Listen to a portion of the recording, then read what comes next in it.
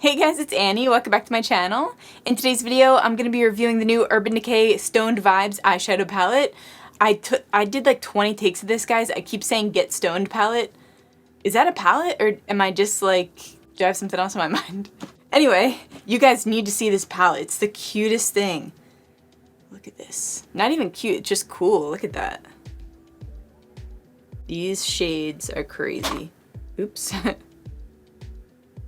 So I think I'm gonna do kind of, I was gonna do kind of like a neutral eye, but I was gonna use this shade Bloodstone here, which is like, it's like a brownie green shift. It looks more green on camera than it does in person. But then I saw Ojo, which is this guy right here, which is like a purpley blue.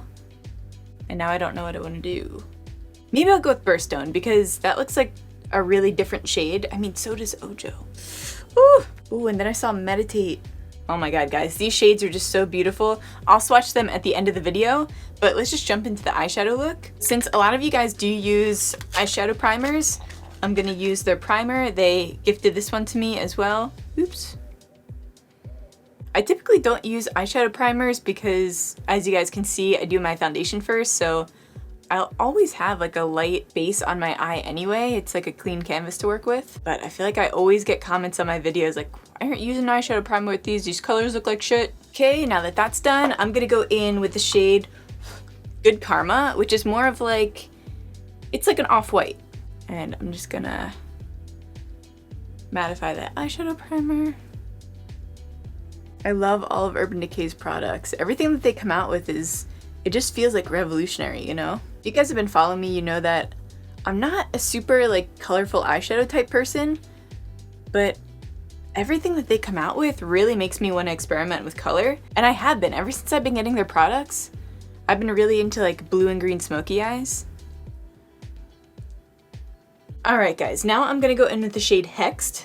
The Hexed is like a cool tone brown. And by the way, I'm using the eyeshadow brush that came with the palette, just in case you guys were wondering.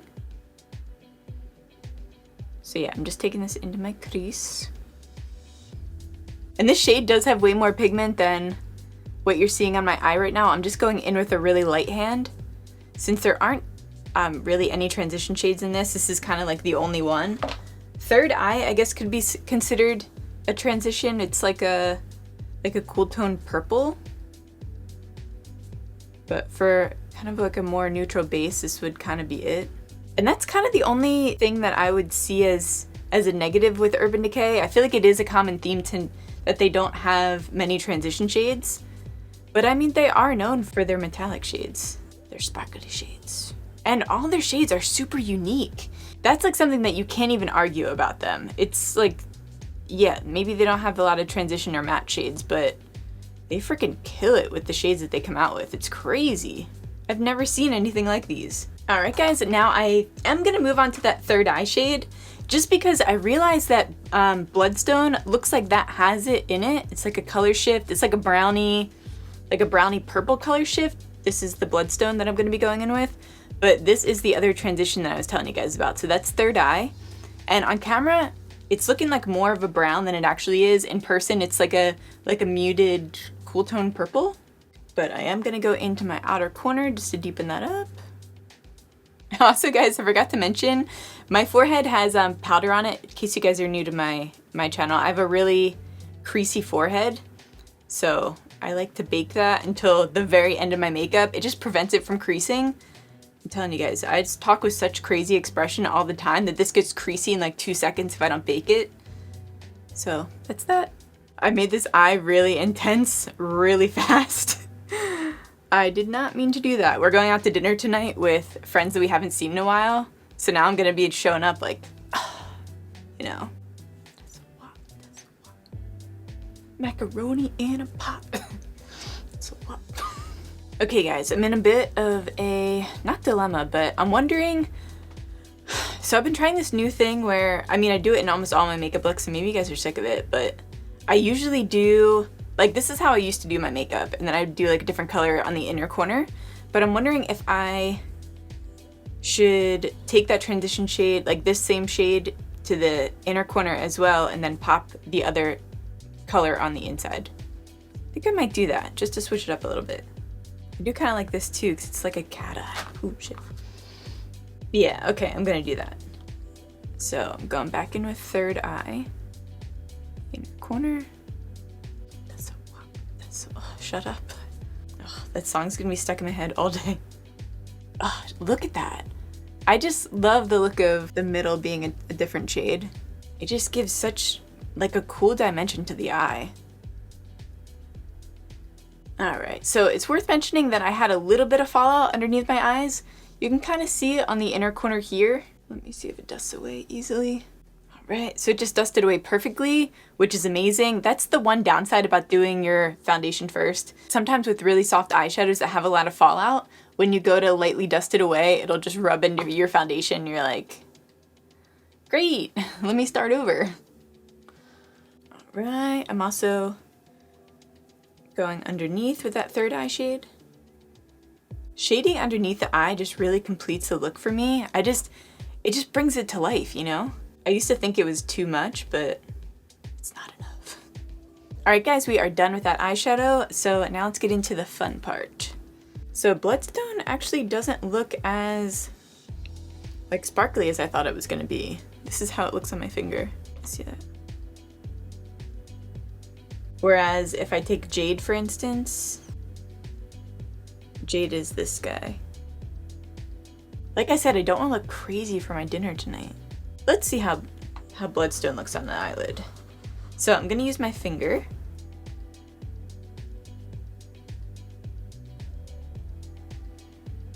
I feel like that's not really coming up that well.